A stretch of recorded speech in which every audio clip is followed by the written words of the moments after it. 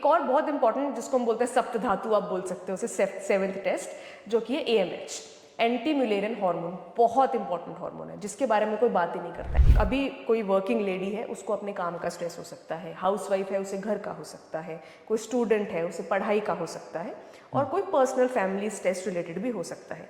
तो उस टाइम पे मैं सबको यही बोलूँगी कि थोड़ा सा ओम चैंटिंग करें। नींद ढंग से नहीं आती, इंसोम्निया हो जाता है, आपको हॉट फ्लैशेस आते हैं, स्वेटिंग बहुत ज़्यादा रहती है, मूड बहुत जल्दी जल्दी चेंज होता है, फटीग रहता है कि थकावट हो जाती है, कुछ काम किया नहीं, खड़े हुए नहीं, कुछ देर थकावट हो जाती है, और वॉमिटिंग, नोजिया की फीलिंग कंटिन्यूस रहती है।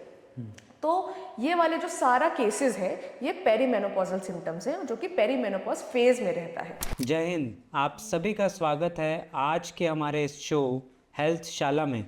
आज के हमारे इस एपिसोड में हम बात करेंगे महिलाओं के स्वास्थ्य के बारे में। हमारे इस एपिसोड का नाम है सशक्त नारी स्वस्थ नारी। जब नारी स्वस्थ होगी तभी सशक्त हो पाएगी, अदरवाइज ये सिर्फ बातें रह जाएंगी। और आज की डेट में हम देख सकते हैं भारत की जो परिस्थितियां हैं, हमारी सभी महिलाएं ऑलमोस्ट बीमार हैं, स्वस्थ नहीं हैं। तो जब तक हमारी महिलाएं स्वस्थ नहीं होंगी तो हमारा भारत, हमारा देश, हमारा समाज स्वस्थ कैसे हो सकता है। इसी चीज़ के ऊपर हम बातचीत करेंगे और इसी सारी विषयों के ऊपर हम आज कई तरह की जानकारियाँ लेंगे। मैं आपका होस्ट सिकंदर, और आज हमारे साथ हैं डॉक्टर अनिलका सचदेवा, जो कि एक BNYS नेचुरोपैथी डॉक्टर हैं, साथ ही MSc न्यूट्रिशनिस्ट भी हैं, और ये हमारे साथ जुड़ रहे हैं सुभारती हॉस्पिटल से, योगा एंड नेचुरोपैथी हॉस्पिटल से। आज वो हमारे साथ जुड़ रहे हैं हमारे स्टूडियो में, और आज हम इन्हीं सारे विषयों के बारे में डॉक्टर अनिलका जी से जानेंगे, क्योंकि उनकी स्पेशलिटी फीमेल की हार्मोनल हेल्थ को लेकर के है। उन्हीं से आज हम सुनते हैं इसके बारे में। तो डॉक्टर साहब, आपका स्वागत है हमारे स्टूडियो में। Thank you. और पहला प्रश्न जो मेरा आपसे है और बहुत क्यूरियोसिटी बढ़ाने वाला है, क्योंकि एक महिला के स्वास्थ्य को लेकर के जब हम बात करते हैं तो मेंस्ट्रुएशन की बात होती है, मेंस्ट्रुएशन साइकिल की बात होती है, और मेंस्ट्रुअल क्रैम्प्स जब आते हैं, जब पीरियड्स आते हैं तो महिलाओं को क्रैम्प्स आते हैं और वो तरह तरह की पेन किलर्स वगैरह लेते हैं जी। और यहाँ पर क्वेश्चन सबसे बड़ा खड़ा होता है कि किस तरह की मेडिकेशंस वो ले सकते हैं, या फिर कोई ऐसा प्राकृतिक उपचार है नेचुरोपैथी में जिसको लेकर के वो उस दर्द से राहत पा सकते हैं नेचुरली और कोई साइड इफेक्ट ना हो। तो इसके बारे में थोड़ा सा पहले आप बताएं। जी, so thank you for introducing me Sikandar ji. हाँ, ये वाला बहुत कॉमन क्वेश्चन है, पर अगर आप इसको समझेंगे तो ये बहुत डीप भी है, क्योंकि कई लोग इसके बारे में नहीं समझते हैं। तो क्रैम्प्स पे आने से पहले मैं बताना चाहूँगी कि मेंस्ट्रुअल साइकिल, या फिर जो हम मेंसेस बोलते हैं, पीरियड्स बोलते हैं, वो होता क्या है। सो जनरली जो हमारे पीरियड्स हैं, या फीमेल में पीरियड्स आते हैं, वो 28 डे का एक कॉमन साइकिल होता है, जो पढ़ते भी आए हैं कई लोग और पता भी है कई लोगों को, मेल्स और फीमेल्स सभी को पता है। मैं तो एक और चीज़ इसमें ऐड करना चाहूँगी कि पुरुष को भी ज़्यादा इस बारे में अवेयरनेस होना चाहिए, चाहे हमारे फादर है, भाई है, हस्बैंड है, क्योंकि वो भी उतना सपोर्ट कर पाएंगे अपनी फीमेल्स को।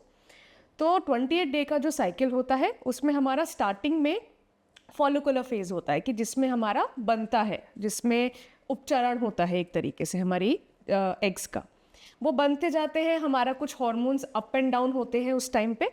देन आफ्टर कंप्लीटिंग, पूरा करने के बाद वो फॉलिकुलर फेज आता है ल्यूटेल फेज, और उसके बीच में एक डे आता है जिसको हम बोलते हैं ओव्यूलेटरी डे, क्योंकि वहाँ पे उसके बीच में ओव्यूलेशन होता है, जो कि हम बोलते हैं ovulatory day mostly 14th day पे होता है, क्योंकि जनरली वो डे बहुत ज़्यादा फर्टाइल माना जाता है, कि उस टाइम अगर आप प्रेगनेंसी के लिए ट्राई करें या फर्टिलिटी आप देखा जाए तो वो आपका मैक्सिमम होता है, सबसे ज़्यादा होता है, अधिकतम होता है। उसके बाद आपका नेक्स्ट आता है ल्यूटेल फेज, जब आपका एग्स श्रेड होना शुरू होता है। उसी में हमारा प्रोजेस्टेरॉन का काम होता है, एक बहुत फेमस हार्मोन जो हम सुनते हैं, ईस्ट्रोजन, प्रोजेस्टेरॉन, फीमेल्स के हार्मोन। और लास्ट में जब वो प्रोजेस्टेरॉन खत्म होने लगता है तो हमारा जो वॉल है, जो वॉल जिसको हम इंडोमेट्रियल वॉल कहते हैं हमारी यूट्रस की, वो शेड ऑफ हो जाती है, मतलब वो निकल जाती है। वही वॉल का शेडिंग ऑफ हमारा पीरियड्स लाता है, ठीक है। अब वो पीरियड्स आ गए हैं, जो जनरली 4 to 5 डेज का एक रेगुलर साइकिल होता है। तो एक इसमें भी बहुत बड़ा मिसकंसेप्शन है, जैसे पहले के टाइम में लोगों को 6-7 दिन भी, 8-8 दिन भी होता था, पर जनरली अगर आप एक रेगुलर हेल्दी साइकिल देखेंगे वो 4 से 5 दिन में ख़त्म हो जाना चाहिए। तो हमें क्रैम्प्स पे पहुंचने से पहले हमें पता होना चाहिए कि साइकिल ही कितना बड़ा है, राइट? तो वो डायग्नोस करना कि क्रैम्प होते क्या है वो बहुत ज़रूरी है, उसको समझना। तो 5 दिन का साइकिल होगा जिसमें जर्नली अधिकतम तौर पर 1 या 2 दिन तक ही आपको माइन्यूट पेन होता है, हल्का सा भारीपन दर्द होता है। अब उसको कैसे आप डिफाइन करेंगे?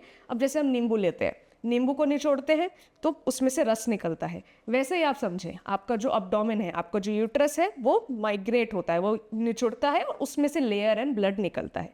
तो ऑफ कोर्स जब हम निचोड़ेंगे किसी चीज़ को, ऐसे स्क्वीज करेंगे तो डेफिनेटली पेन तो आएगा। तो फर्स्ट डे तो होगा ना वो, क्योंकि वो वॉल शेड ऑफ हो रही है, मैक्स सेकंड डे हो जाएगा, बट वो इतना सीवियर पेन नहीं होता है कि आपकी बॉडी चलना बंद कर दे, आप लेट जाए या आपकी बॉडी काम नहीं कर पाए, जैसे जनरली आजकल अधिकतम लड़कियों को होने लगा है। आप देखेंगे कि पहले के टाइम में हमारी मदर्स घर के भी काम करती थी, बाहर खेतों में भी, अगर दादियों के टाइम में तो वो सब भी करती थी। अभी थोड़ा सा ये कम हो गया है, तो लड़कियों को लगने लगा है कि ये जो क्रैम्प्स है या जो ये पेन आने लगा है ये रेगुलर है और ये 4-5 दिन रहेगा ही, और इसमें मुझे बॉडी को बिल्कुल नहीं हिला के सोना है या रेस्ट करना है। एक्चुअली वो रियलिटी में हम उसको क्रैम्प्स नहीं बोलेंगे, उसे अबनॉर्मलिटी बोलेंगे, क्योंकि जनरली आपकी बॉडी में जो क्रैम्प्स है या जो बेसिक पेन होता है वो फर्स्ट और सेकेंड डे रहेगा। उसके बाद जो आपको अगर पेन रह रहा है और वो बहुत कंटिन्यूस है, सीवियर है, मतलब बार बार आ रहा है और उसकी फ्रीक्वेंसी बढ़ती जा रही है, इसका मतलब आपकी बॉडी में डेफिनेटली कुछ अबनॉर्मल है। अब उस अबनॉर्मल को हमें ठीक करना ज़रूरी है, तो वो पकड़ना ज़रूरी है, क्योंकि ये फिर दिक्कत आपको प्रेगनेंसी में भी दिख सकती है। तो उसमें हमें क्या करना चाहिए? डेफिनेटली लड़कियां पेन किलर्स के लिए जाती हैं या फिर कोई गायनिक को दिखाएंगी, वो लोग भी डेफिनेटली कुछ मेडिकल प्रिस्क्रिप्शन देंगे जब लड़कियां आती हैं, बट वो लोग भी यही बोलते हैं और हम भी यही हमेशा कहने की कोशिश करते हैं कि नेचुरली अगर आप इसको ठीक कर सकते हैं तो आपके लिए ज़्यादा बेटर होगा, क्योंकि पेन किलर्स एक तरीके से हमारा असिस्टेंस है, बट आजकल क्या हो गया है वो डिपेंडेंस, उसके बिना हमारा काम ही नहीं चल रहा है। तो असिस्टेंस और डिपेंडेंस में डिफरेंस बहुत होता है। असिस्टेंस आप कह लीजिए कि भाई ठीक है, मुझे सहायता मिल रही है, मेरा पैर खराब है, मेरा पैर टूटा है, तो मैं कुछ टाइम के लिए लकड़ी लेके या वॉकिंग एड से चलूंगी, पर मेरा ठीक होने के बाद भी मैं उससे चल रही हूँ, वो डिपेंडेंस है ना? तो हमें डिपेंडेंस पे नहीं जाना है, असिस्टेंस पे रहना है। बाकी हमें नेचुरल तरीके से उसे ठीक करने का कोशिश करना चाहिए। तो नेचुरली मैं आपको बताऊंगी कि कुछ योगा आसन होते हैं जो बेसिकली आप उस टाइम पे पीरियोडिक साइकिल के टाइम पे, मेंस्ट्रुअल साइकिल के टाइम पे कर सकते हैं। तो उसमें हमारा बटरफ्लाई पोज है, डायमंड पोज है, एक हम उल्टा होके करते हैं मत्स्य आसन, फिश पोज बोलते हैं, एक हम बहुत सिंपल चाइल्ड्स पोज बाल आसन बोलते हैं, और एक बहुत अच्छा आसन है ब्रिज पोज जिसको हम बोलते हैं सेतु बंधासन। तो ये आसन बहुत सिंपल है और ये आप अपने मेंस्ट्रुअल साइकिल के टाइम पे पेन कम करने के लिए कब कर सकते हैं। बहुत बढ़िया, बहुत इंपॉर्टेंट अच्छे आसन है ये। सेकेंडली डाइट से भी ज़्यादा मैं तो कहूँगी फास्टिंग। डाइट पे भी आते हैं वैसे, ऑफ कोर्स बहुत लोग बहुत सारी चीज़ें बताते हैं कि ये खाओ, वो मत खाओ, ये करो, वो मत करो, पर मैं तो यही कहूँगी कि देखिए, एक आपकी बॉडी का एक ओवरलोड होता है जनरली। तो जब हम खाना खाते हैं तो हमारा गट सबसे ज़्यादा एनर्जी लेता है, ठीक है, आफ्टर अवर हार्ट। हमारे हार्ट सिस्टम के बाद, क्योंकि हार्ट को तो कंटिन्यूस करना है ना, हार्ट हमारी इनवॉलेंट्री मसल है, तो मतलब वो रुक नहीं सकती, कंटिन्यूस उसे चलते रहना है, रुक गया तो ख़त्म है हम तो वो नहीं कर सकते, राइट? वैसे ही हमारा जो गट है वो हार्ट के बाद गट बहुत मैक्सिमम एनर्जी लेता है। तो अगर आप गट सिस्टम को एक्टिव रखोगे मेंस्ट्रुअल सिस्टम के टाइम पे भी, मेंस्ट्रुअल साइकिल के टाइम पे भी, तो आप समझिए आपके पास 100 सेल है, 100 सेल में 50 तो सेल वेस्ट हो गए, या आप चलिए इन्वेस्ट हो गए गट में, 50 ही तो बचे। अब उन 50 सेल को मेंस्ट्रुअल साइकिल भी करना है, किडनी भी चलानी है, हार्ट भी चलाना है, ब्रेन भी चलाना है, एनर्जी भी चलानी है ना? और ब्रेन तो कुछ ज़्यादा ही चलाती हैं लड़कियां उस टाइम पे ये भी आपको पता है, बिल्कुल, है ना? तो वो सब चीज़ों पे भी हमें काम करना होता है। इसीलिए हम कोशिश करते हैं कि या तो डाइट कम कर दो या फास्टिंग कर दो। दैट मीन्स आप फ्रूट फास्टिंग कर सकते हैं, जो कि काफ़ी हेल्प करती है। तो दैट मीन्स आप फ्रूट एंड जूसेस पे रहिए उस पूरे टाइम, या फिर आप 1 मील अ डे कर दो, ओमैड डाइट आपने सुना होगा, काफ़ी सेलिब्रिटीज़ भी आजकल कर रहे हैं। इसके बारे में थोड़ा सा आप और बताएं। हाँ, तो ओमैड डाइट होती है 1 मील अ डे, ठीक है, कि आप एक ही खाइए, पूरे दिन में एक खाना खाइए एक टाइम पे, चाहे आप ब्रेकफास्ट हैवी करिए या आप ब्रंच कर सकते हैं या फिर आप लंच कर सकते हैं। कुछ लोग डिनर भी करते हैं अर्ली, जैसे 6:30 बजे डिनर ले लिया, पूरे दिन में सिर्फ पानी या जूसेस पे रहे, वो भी करते हैं। तो उससे क्या होगा, जनरली ये जो ओमेड डाइट आजकल लोग कर रहे हैं वो तो वेट लॉस के लिए है, बट फीमेल की प्रॉब्लम्स अगर चल रही हैं या फिर मेंस्ट्रुअल साइकिल है, आप ओमेड भी कर सकते हैं।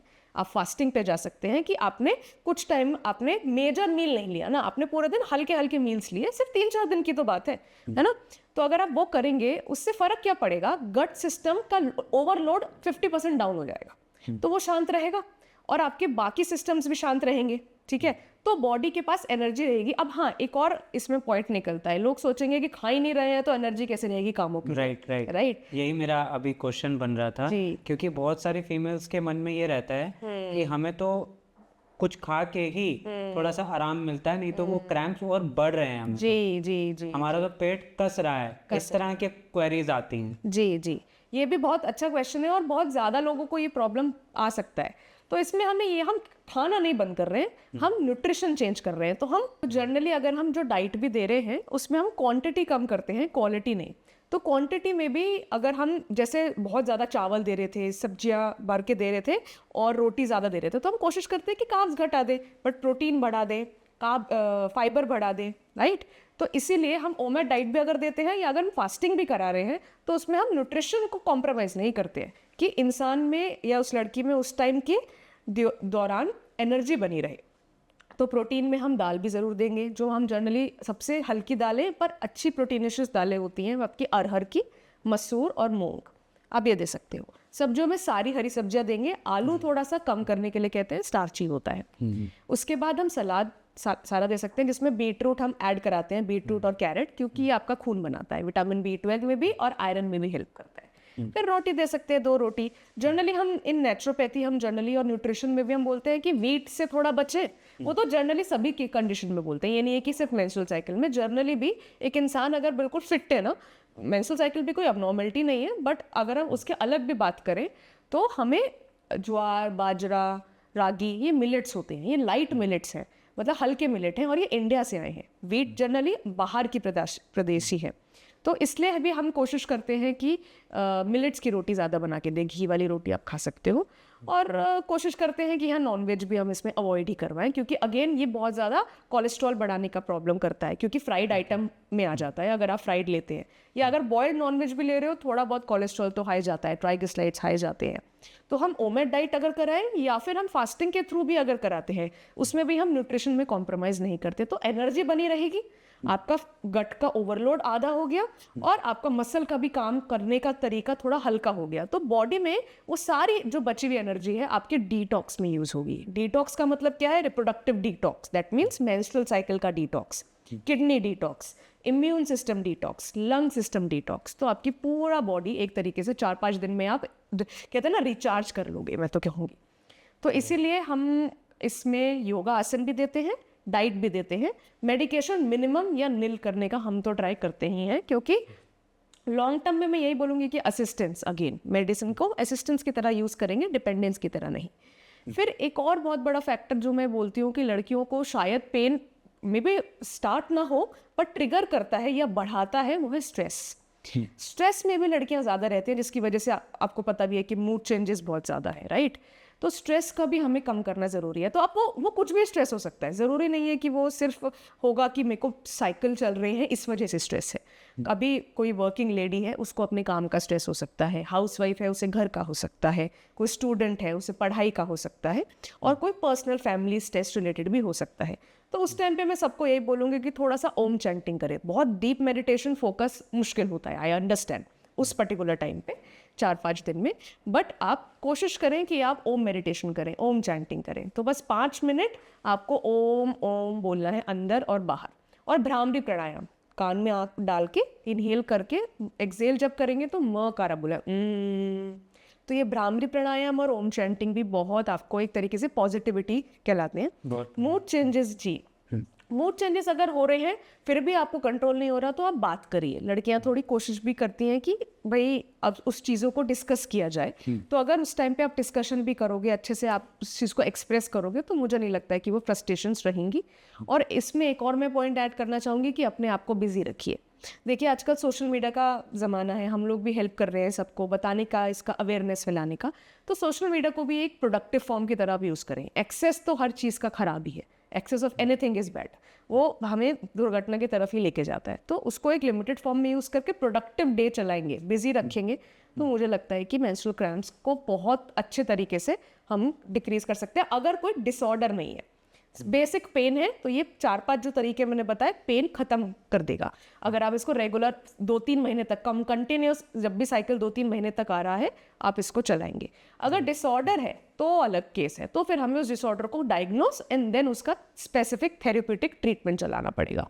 बट आपको ये जानना पड़ेगा और ये एक्सेप्ट करना पड़ेगा कि menses and menstrual cramps are not abnormal नहीं है, ये प्रॉपर है, नॉर्मल है। अगर एक्सेस में हो रहे हैं, अबनॉर्मल की तरफ जा रहे हैं, उसे डायग्नोस करो, उसे कैच करो, उसे ठीक करो, तो इतना कोई प्रॉब्लम बढ़ेगी नहीं। बहुत बढ़िया। तो आपने मेरे एक छोटे से क्वेश्चन को लेकर के पूरे तरीके से उसको पूरा एक्सप्लेन कर दिया, उसमें योग भी आ गया जी इमोशनल हेल्थ भी आ गई, जो किस तरीके से वो अपने इमोशंस को रिलीज कर सकते हैं जी थोड़ा सा spiritualism, soul, food for the soul भी आ गया क्योंकि आप ओम चैंटिंग वगैरह वो सारा कुछ बता रहे हैं। पूरा डाइट का भी जिक्र कर दिया आपने जी कि क्या खाना चाहिए, और आसन तो योग के आ ही गए। लेकिन मैं यहाँ पर अभी भी अगेन एक जो छोटा सा पोर्शन रह गया है, बहुत सारी फीमेल्स बहुत तरह तरह की चीज़ें यूज़ करती हैं, जैसे गर्म पानी की सिकाई करती हैं। जी जी किसी ना किसी तरीके से उनका ये होता है आजकल की इस दौड़ती भागती ज़िंदगी में जी कि थोड़ा बहुत कैसे भी रिलीफ मिल जाए, हमें जी कैसे भी मिल जाए। है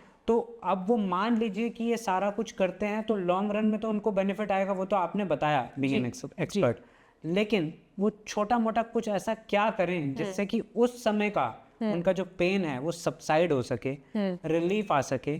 नेचुरोपैथी में ऐसा क्या है जो उनको हेल्प कर सकता है, उनके घर पे ही उनको कंफर्ट दे सकता है, जिससे कि वो पेन किलर्स ना के बराबर लें, अगर लेना भी पड़े तो कम लें, अवॉइड कर सकें। जी जी जी हाँ, ये भी कई लोग हमारे पास आते हैं कि पेन ज़्यादा है और डिसऑर्डर के लिए भी आते हैं। हम जनरली यहाँ पे डिसऑर्डर में ज़्यादा ट्रीट करते हैं, बट मोस्टली अगर आपको पेन कंडीशन है तो सबसे आसान जो लड़कियां करती भी आई हैं वो यही है, हॉट फोमेंटेशन जिसे हम बोलते हैं कि गर्म पानी की सिकाई। बट वो भी आपको एक्सेस नहीं करना है क्योंकि इन्फ्लेमेशन बढ़ने के चांसेस है, तो वो भी आप कुछ टाइम के लिए 15-20 मिनट के लिए कर सकते हो।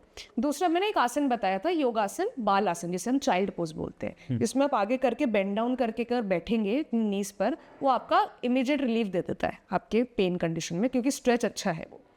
तीसरा आप कर सकते हैं कि जैसे पानी भरा थोड़ा सा, उसमें अपने पैर डालेंगे और थोड़ा सा इप्सम सॉल्ट डाल देंगे, तो थोड़ा सा आपका जो ब्लड फ्लो है वो एक तरीके से डिस्ट्रीब्यूट हो जाएगा। इप्सम सॉल्ट आप ऑर्डर कर सकते हैं ऑनलाइन भी, या सेंधा नमक भी डाल सकते हैं कई लोग, तो वो भी बहुत फर्क करता है। एक हम टब बाथ भी देते हैं, बट अगर आपके यहाँ जैसे कई लोगों के घर में टब्स होते हैं ना जिसमें वो नहाते हैं, तो वो टब बाथ भी कर सकते हैं, जिसको हम बोलते हैं ना कि डिटॉक्स बाथ। उसमें आप कुछ मेडिकेटेड ऑयल्स और यही इप्सम सॉल्ट डाल के रिलैक्स कर सकते हैं, तो वो भी आपको बहुत फ़ायदा देगा। इसके अलावा आप कुछ जूसेस ले सकते हैं। तो एक जूस होता है जो किसी को भी नहीं पता है और बहुत अच्छा रिलीफ देता है, जिसको हम बोलते हैं एलोवेरा जूस। सब एलोवेरा को फेस पे समझते हैं। एलोवेरा अगर आप एक्चुअल में प्रोड्यूस करवा के उसको थिन करके पानी में मिला के उसका जूस लेंगे तो वो लॉन्ग टर्म और इवन उस टाइम पे भी बहुत फ़र्क करता है। दूसरा है, ये शायद साउथ में ज़्यादा यूज़ होता है, यहाँ पे कम है, ऐश गार्ड जूस बोलते हैं। ऐश गार्ड आप कह सकते हो कि बॉटल गार्ड जो होता है हमारा, उसका भाई आप कह सकते हो, थोड़ा बड़ा होता है, वाइट कलर का दिखता है, सफ़ेद कद्दू जी। उसके बाद आप एक ले सकते हो पोमोग्रेनेट जूस, बहुत कॉमन है, अनार का जूस ले सकते हैं आप। बीटरूट जूस भी ले सकते हैं क्योंकि अगेन वो ब्लड को थिन करेगा, थोड़ी थिकनेस कम हो जाएगी तो फ्लो अच्छा रहेगा ब्लड में। और एक आपका रहता है, इसमें एक चाय बनती है जिसको हम बोलते हैं हिबिस्कस टी, गुड़हल के फूल की चाय। तो आप हर्बल टी ले सकते हैं। हर्बल टी के पैकेजेस भी आते हैं, अमेजोन पे भी आप देख लोगे, या घर में भी लोग बनाते हैं, है ना, तो आप कोई भी हर्बल टी भी ले सकते हैं। तो अगर आप ये बेसिक डाइटरी चेंजेस करेंगे, वैसे भी हम फास्टिंग की तरफ जा रहे हैं तो टीज और जूसेस पे जाएंगे तो फायदा ही, और न्यूट्रिशन भी है। दूसरी चीज आसन एंड देन ये वाटर ट्रीटमेंट्स, तो ये इंस्टेंट रिलीफ दे देंगे डेफिनेटली। बहुत बढ़िया, बहुत बढ़िया। तो बहुत सारी जानकारियाँ हमें मिल गई कि किस तरीके से हम अपने जो मेंस्ट्रुअल पेन, जो क्रैम्प हो रहे हैं, उसकी वजह से जो पेन होता है, उस पेन में आप कैसे रिलीफ पा सकते हैं, वो भी नेचुरल वेज से, उसके बारे में आपने जाना। तो यहाँ पर एक नेक्स्ट क्वेश्चन मेरा ये है, जो बहुत सारे लोगों की क्वेरी है जी। वैसे तो मेनोपॉज एक नेचुरल फिनोमेना है जी, ये एक एज के आसपास अपने आप से होता है जी, लेकिन आज की स्थिति ये है कि बहुत सारी महिलाओं में ये समय से पहले उनकी वो उम्र अभी आई नहीं है, वो एज अभी आई नहीं है, और उससे पहले ये कंडीशन आ जाती है, जी। जिसकी वजह से बहुत सारी कॉम्प्लिकेशन, जी। बहुत सारी प्रॉब्लम्स उनको होती है जो फेस करनी पड़ती हैं। जी। और वो जिसके साथ हो रहा है वो वही समझ सकता है कि किस तरीके की प्रॉब्लम्स हैं।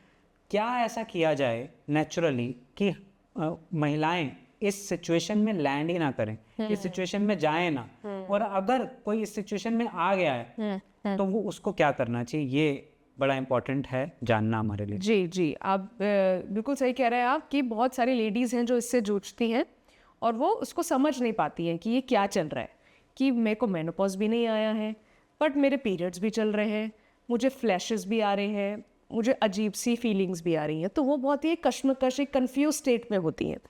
जनरली एक पीएमएस होता है जिसकी हम बात करते हैं मेंस्ट्रुअल सिम्टम्स के टाइम पे, मेंस्ट्रुअल साइकिल के टाइम पे, जिसको हम बोलते हैं प्री मेंस्ट्रुअल सिम्टम्स, पीएमएस। मतलब जब आपका पीरियड्स आने वाले होते हैं, लड़कियां चिड़चिड़ी नहीं हो जाती हैं और परेशान होने लगती हैं, एक वो वाला पीएमएस है। एक ये वाला पीएमएस है जिसको हम बोलते हैं पेरीमेनोपॉजल सिम्टम्स। पेरीमेनोपॉज होता है मेनोपॉज से पहले आने वाला सिस्टम। तो पहले मैं मेनोपॉज बताती हूँ। मेनोपॉज है जब पीरियड्स खत्म हो जाते हैं लेडीज में, कंप्लीट ओवर, ठीक है। तो जनरली उसका जो एक रेंज होता है एज का, उम्र का, वो 45 से 55 ईयर तक होता है, 45 से 55 साल। बट इससे पहले भी कई लोगों को इसके सिम्टम आने शुरू हो जाते हैं जो कि मिड 30s से 35 से 45 के बीच में रहते हैं। कि कुछ लोगों को या तो मेनोपॉज ही आ गया बहुत जल्दी, वो तो अलग एक रेयर केस हो गया या एक्सेप्शन हो गया जिसमें जेनेटिक्स का काम होता है। बट कई सारी लेडीज जिसमें मेनोपॉज नहीं आया है, दैट मीन्स पीरियड्स रुके नहीं है बट गैप बहुत लंबा है, 3 महीने में, 4 महीने में आ रहे हैं, परेशानियां हो रही हैं बहुत ज़्यादा कि आपको नींद ढंग से नहीं आती, इंसोम्निया हो जाता है, आपको हॉट फ्लैशेस आते हैं, स्वेटिंग बहुत ज़्यादा रहती है, मूड बहुत जल्दी जल्दी चेंज होता है, फटीग रहता है कि थकावट हो जाती है, कुछ काम किया नहीं, खड़े हुए नहीं, कुछ देर थकावट हो जाती है, और वॉमिटिंग, नोजिया की फीलिंग कंटिन्यूस रहती है। तो ये वाले जो सारा केसेस हैं ये पेरीमेनोपॉजल सिम्टम्स हैं जो कि पेरीमेनोपॉज फेज में रहता है।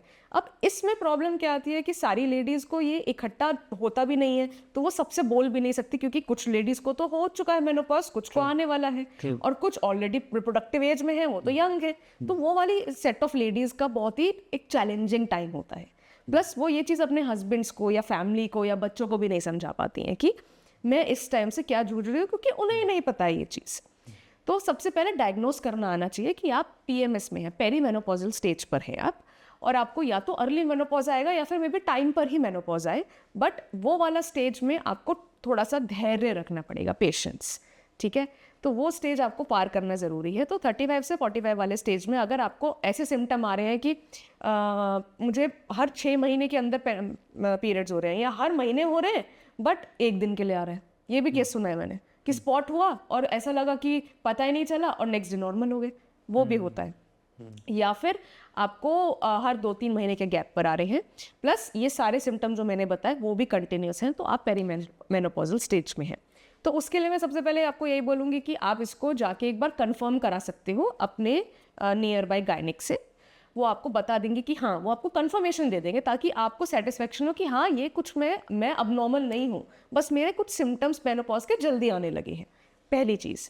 दूसरी चीज़, मैं सभी लेडीज़ को बोलूँगी कि कुछ पर्टिकुलर टाइप के ब्लड टेस्ट होते हैं जो हम इवन आप रिप्रोडक्टिव स्टेज में भी करा सकते हो और उस स्टेज में भी करा सकते हो, ताकि आप और कंफर्म कर सको। इन टेस्ट के बारे में आप बताएं कि ये किस तरह के टेस्ट हैं। जी, तो सबसे पहले आपका मेडिकल हिस्ट्री होता है। आप डॉक्टर के पास जाएंगे, डॉक्टर आपसे कई तरह के क्वेश्चन पूछेगा कि आपने क्या खाया, कितना आपका कोई मेडिकल हिस्ट्री रही है, पास्ट आपका कोई प्रॉब्लम रहा है, आपका फैमिली हिस्ट्री कैसी है, एक्स हिस्ट्री कैसी है, वो सब पूछा जाता है।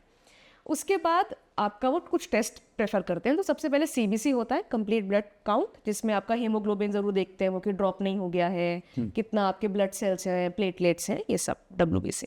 फिर दूसरा होता है TFT LFT, जिसे हम बोलते हैं thyroid function test and liver function test. तो उसमें कोलेस्ट्रॉल और लिवर का जितने भी एंजाइम्स हैं वो लिवर फंक्शन में टेस्ट किए जाते हैं, और थायराइड फंक्शन में T3, T4 और TSH चेक किया जाता है। TPO और anti-TPO भी किया जाता है, anti-CCP, वो अलग केसेस में होता है, पर जनरली 3 होते हैं, T3, T4 और TSH, क्योंकि थायराइड जो आपका हार्मोन है, जिसमें TSH आपका पिट्यूटरी हार्मोन है एक्चुअली, T3 T4 आपके थायराइड जो गले में पाया जाता है, वो भी इन्फ्लुएंस करता है आपके पीरियोडिक हार्मोन्स को, तो इसलिए हमें उसको भी चेक करना पड़ता है। तो दूसरा ये हो गया। तीसरा आप करा सकते हो जो एक्चुअल हार्मोन्स के टेस्ट हैं, जो कि आपके रिप्रोडक्टिव हार्मोन्स हैं, जिसको हम बोलते हैं FSH, LH एंड आपका एस्ट्राडियोल, जिसको हम एस्ट्रोजन भी बोलते हैं। ठीक है, तो ये 3 मेजर हार्मोन्स हैं कि इसका लेवल कितना है। जनरली आपको एस्ट्रोजन, ये पेरीमेनोपॉज जो सिम्टम होते हैं, इसमें एस्ट्रोजन ड्रॉप होने लगता है, पर उतना ड्रॉप नहीं होता कि मेनोपॉज आ जाए, पर उतना हाई भी नहीं होता है कि पीरियड्स आ जाए। तो ऐसा वो झूलता रहता है लाइक अ सीसो। तो वो एक तरीका है पता करने का। फिर कितने हो गए, ये 3 टेस्ट हो गए। देन फोर्थ आप करा सकते हो जेनेटिक करियर स्क्रीनिंग होती है एक, ये फॉर फैमिली प्लानिंग भी होता है कि कई बार ना 30s या 40s में लोग सेकंड चाइल्ड के लिए जाते हैं या मे बी फर्स्ट चाइल्ड, तो फैमिली प्लानिंग के लिए कि जेनेटिक कुछ प्रॉब्लम्स हैं कि नहीं है, तो वो आप पता करा सकते हो। फिफ्थ आपका होता है trans vaginal ultrasound. That means आपका वेजाइना का सिस्टम कैसा चल रहा है वो ठीक करने के लिए या नहीं है ठीक, उसका अल्ट्रासाउंड किया जाता है। पूरी क्लैरिटी दी जाती है कि हाँ कि ये चीज़ सही चल रही है या ये चीज़ ख़राब चल रही है और इसको हम किस तरीके से कर सकते हैं। और फिर एक आपका होता है वायरल मार्कर्स, कि आप कोई भी वायरस या इन्फेक्शन की वजह से तो प्रॉब्लम नहीं आ गई, वो भी हो सकता है, राइट। तो एक हम वो करा सकते हैं। तो ये 6 टेस्ट है जो मुझे लगता है कि सारी फीमेल्स को, फर्स्ट 3 तो बेसिक है, वो तो करा ही लो, ठीक है। हाँ, एक और बहुत इंपॉर्टेंट जिसको हम बोलते हैं सप्त धातु, आप बोल सकते हो उसे, 7th टेस्ट, जो कि है AMH, एंटी म्यूलेरियन हार्मोन। बहुत इंपॉर्टेंट हार्मोन है जिसके बारे में कोई बात ही नहीं करता। FSH, एस्ट्रोजन, LH ये सब तो देखते रहते हैं क्योंकि दवाइयों पे भी लिखा है, एड्स में भी चलता है, कई लोग बताते भी हैं मूवीज़ में, इधर उधर स्क्रीनिंग्स में, वर्कशॉप्स में, बट AMH की बात नहीं करता है कोई। AMH आपका क्वालिटी ऑफ एग कैसा है वो पता करता है। एग ही जी, अगर एग ही आपका खराब है, एग ही तो निकल रहा है आपका पीरियड्स के टाइम पे, वहीं से शुरुआत गड़बड़ हो गई तो वो ड्रॉप डाउन कर जाएगा, प्रेगनेंसी में गड़बड़, देन एस्ट्रोजन वो इन्फ्लुएंस करेगा तो पेरीमेनोपॉज आ गया और मेनोपॉज लेट, तो वहां से स्टार्ट होके कनेक्ट आपकी चेन बनती जाएगी। तो बहुत इंपॉर्टेंट है AMH। एक तरीके से इसको गीता में लिख लो, मैं तो बोलूँगी, तो वो बहुत ज़रूरी है। तो ये जी, तो ये टेस्ट बहुत ज़रूरी है। तो आप डेफिनेटली पहले पेरीमेनोपॉज को कंफर्म करने के लिए डॉक्टर से मिलिए, जो मैंने सिम्टम्स बताए हैं डेफिनेटली ये होते ही हैं। सेकेंडली आप टेस्ट करा के, स्पेशली ये 2-3 हार्मोन टेस्ट तो करा ही लो, बाकी अगर आपको डीप टेल नहीं भी जाना तो फॉर कंफर्मेशन। तीसरी चीज़ है, फिर जब आपने कंफर्म कर लिया, अब इसका ट्रीटमेंट क्या, कि ऑफकोर्स हम एकदम तो नहीं कर सकते कि मैं अब फॉर एग्जांपल मैं 40 की हूँ और मेरा आना है मेनोपॉज 43 में या 44 में, अब मैं उस 3-4 साल को स्किप तो नहीं कर सकती हूँ, राइट। तो काश होता, सब लोग बोलते हैं ना एक एनीवेयर डोर होता और मैं फ्यूचर में चली जाती, तो सब लोग बात करते हैं क्योंकि कुछ वो पर्टिकुलर टाइम लड़कियां नहीं झेल पाती हैं, क्योंकि फ्रस्ट्रेटिंग टाइम है डेफिनेटली, और बहुत ओवरवेलमिंग टाइम होता है। बच्चे भी देखती हैं, घर भी देखती हैं, बाहर भी देखती हैं, करियर, बहुत चीज़ें रहती हैं, फैमिली होती है। तो उस पर्टिकुलर टाइम में आप कोशिश करेंगे सबसे पहले कि आपने जब डायग्नोस कर लिया, उसका कंफर्मेशन कर लिया, उसकी नॉलेज देना खुद को भी और फैमिली को भी, स्पेशली बड़ों को घर में। उन्हें नहीं पता है कि आप किस चीज़ से जूझ रहे हो जिसकी वजह से आपका ये ऐसे रिएक्शंस निकल रहे हैं। तो communication is the key.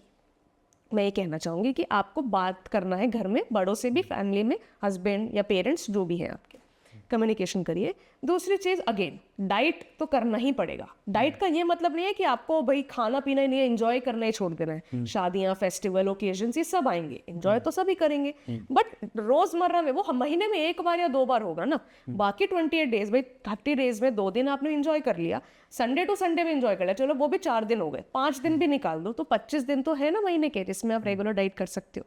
Regular diet का मतलब थोड़े कि आपको खाना पीना छोड़ देना, न्यूट्रिशियस फूड खाना है, जो मैंने सारे एग्जांपल्स ऑलरेडी दिए हैं, तो वो आप ले सकते हो। And third thing is, again आपको मेडिटेशन में जाना पड़ेगा। तो मैं तो कहूँगी कि फॉर थेरेपी आई थिंक आपको एक इंटरेस्ट दिखाना चाहिए। तो हमारे पास भी लोग काउंसलिंग के लिए आते हैं, और थेरेपी में जनरली भी अगर लड़कियां जाएंगी, स्ट्रेस में बहुत नेक्स्ट लेवल चेंज आता है। कितने सेलिब्रिटीज़ भी प्रमोट कर रहे हैं, सेलिब्रिटीज़ की तो लाइफ कितनी लैविश है, फिर भी उनको टेंशन है। तो हम कॉमन मैन क्यों डरते हैं, हमें भी जाना चाहिए थेरेपीज के लिए। आई थिंक अगर उस पर्टिकुलर 3-4 साल में क्या प्रॉब्लम है, 1 साल में भी क्या प्रॉब्लम है, तो आई थिंक ये हेल्प करेगा। जी, तो बहुत कुछ हमें यहाँ पर व्यूवर्स को जानने के लिए मिला, बहुत कुछ समझने के लिए मिला, और ऐसे ऐसे इंसाइट्स मिले जो लोगों ने अभी तक सुने नहीं होंगे। बट यहाँ पर एक क्वेश्चन आ जाता है डॉक्टर जी, वो ये है कि कहीं ना कहीं जब फीमेल एक ट्रबल में होती है, एक हेल्थ चैलेंजेस उसको काफ़ी ज़्यादा होते हैं, तो इतनी ज़्यादा कन्फ्यूजन है हमारी सोसाइटी में, आसपास इतने तरह के डॉक्टर्स हैं, इतने तरह के ट्रीटमेंट्स हैं। तो जब हम आज बात कर रहे हैं हेल्थ शाला में, वो भी नेचुरोपैथी को लेकर के बात कर रहे हैं, तो योगा एंड नेचुरोपैथी के बिहाफ पे आप क्या कहना चाहेंगे इस बारे में कि उन पेशेंट्स को जो, जैसे आपके पास भी कई तरह के पेशेंट्स फीमेल्स आती होंगी जो ट्रीटमेंट लेते हैं जी। तो नेचुरोपैथी में इसका क्या स्कोप है कि वो आपके पास आ सकते हैं और किस तरीके का उनको ट्रीटमेंट मिल सकता है, इस बारे में थोड़ा सा। जी जी, बिल्कुल बिल्कुल, ये बात सही है कि ये परेशानी पेरीमेनोपॉज की हो या लेट या अर्ली मेनोपॉज की हो या जनरली मेंस्ट्रुअल साइकिल को लेके कोई भी दिक्कत रहती है, तो हमारे पास यहाँ पे सुभारतीय नेचुरोपैथी एंड योगा कॉलेज भी है एंड हॉस्पिटल भी है। तो यहाँ हमारे पास हॉस्पिटल में काफ़ी पेशेंट्स आते हैं जो इस बारे में बात करते हैं। ओपीडी भी है एंड आईपीडी में भी काफ़ी एडमिट होते हैं और ये चीज़ बताते हैं कि हाँ ये परेशानी है। जैसे पीसीओडी एक कंडीशन है मेडिकल, जो कि जिसको लेके हम लोग काफ़ी अच्छा थेरेपी यहाँ देते हैं। तो हम डेफिनेटली उनको काउंसिल भी करेंगे, उनको डायग्नोस कराएंगे, जैसे कि मैंने आपको बताया कि क्लियर पिक्चर बताते हैं कि भाई आपको ये दिक्कत है और इसका ये तरीके से हम आपको ठीक करेंगे, ट्रीटमेंट देंगे। तो एक तरीके का काउंसलिंग भी हो जाएगा उनका, उनको डायग्नोसिस में मिलेगा और यहाँ पे हम टेस्ट भी अवेलेबल कराते हैं। तो थेरेपीज में डेफिनेटली हम, जैसे मैंने आपको बताया पानी की थेरेपीज, ये तो ऐसी बताई हैं जो घर कर सकते हैं, बट अगर आपको लॉन्ग टर्म बेनिफिट चाहिए, आप यहाँ पे एडमिट भी हो सकते हो या फिर आप ओपीडी में डे केयर में आते हो, तो हम यहाँ पे बहुत अच्छे वाटर ट्रीटमेंट्स देते हैं जो कि आपको इमीडिएट रिलीफ दिलाने में डेफिनेटली हेल्पफुल है। सेकेंडली हम यहाँ पे योगा देते हैं जिसको हम बोलते हैं थेरेपेटिक योगा, जो डेफिनेटली बहुत फ़र्क देता है लोगों को। तीसरी चीज़, हमारा अपना किचन है यहाँ पे, हम आप पे एक होता है ना सात्विक फूड बनाते हैं, प्लस हम डाइट चार्ट्स भी देते हैं ताकि लोग आए और उनको पता चले कि घर पे भी ये चीज़ें पॉसिबली फॉलो करना और अप्लाई करना और उससे रिजल्ट लाना बहुत आसान है। और इसके अलावा हमारे यहाँ मसाज थेरेपीज भी रहती हैं। देन हम कुछ स्पेसिफिक एक्यूपंक्चर एक्यूप्रेशर पॉइंट्स भी देते हैं ताकि वो ट्रिगर जो पॉइंट्स हैं पेन वाले वो कम हो सके। तो काफ़ी एक तरीके से इंटीग्रेटिव होलिस्टिक अप्रोच है यहाँ पे Subharti naturopathy and yoga hospital में। तो डेफिनेटली अगर आप थेरेपीज लेने आते हैं या जनरली भी अगर आप इसके बारे में समझेंगे और इसके बारे में हमसे बात करेंगे तो आपको भी एक क्लियर पिक्चर मिलेगा और लॉन्ग रन में आप इससे हमेशा हमेशा के लिए मुक्ति ले सकते हैं। तो मुझे लगता है कि सबको इसके बारे में पढ़ना भी चाहिए, आई फील, ताकि आप खुद एजुकेटेड होंगे तभी तो दूसरों को करेंगे। डेफिनेटली जी, डेफिनेटली। तो यहाँ पर आज इतना कुछ डिस्कस हुआ कि शायद आप सभी के लिए उसको डाइजेस्ट करने में भी आपको टाइम लगेगा, क्योंकि इतना कुछ इंसाइट, इतनी एजुकेशन, इतना नॉलेज आप लोगों को यहाँ पर इस प्रोग्राम में मिला। आगे आने वाले एपिसोड्स में हम दोबारा फीमेल की हार्मोनल हेल्थ के ऊपर और भी कई सारे टॉपिक्स को लेकर के आएंगे, कई सारे एपिसोड करेंगे जिसके बारे में हम यहाँ पर डिस्कस करेंगे। ये तो बस अभी एक शुरुआत है, अभी तो बहुत कुछ है, क्योंकि फीमेल यानी कि नारी स्वस्थ होगी तभी भारत सशक्त हो पाएगा, और अगर नारी ही स्वस्थ नहीं होगी तो कुछ भी नहीं हो सकता है, बाकी तो सिर्फ बातें रह जाएंगी। और नारी यानी कि महिला तरह तरह की बीमारियों से जूझ रही है, लेकिन उसके अंदर आज जो हमने बातचीत करी वो बहुत कॉमन कुछ चीज़ें थी। आगे आने वाले एपिसोड में हम और इसके बारे में चर्चा करेंगे, और आज जितना कुछ हमें जानने को मिला उसके लिए बहुत बहुत धन्यवाद, बहुत बहुत थैंक यू डॉक्टर अनिल्का जी को। और फिर हम डॉक्टर अनिल्का जी को हमारे स्टूडियो में लेकर के आएंगे, फिर जुड़ेंगे, और आप सभी से अलविदा लेते हैं। जय हिंद, नमस्ते। जय हिंद।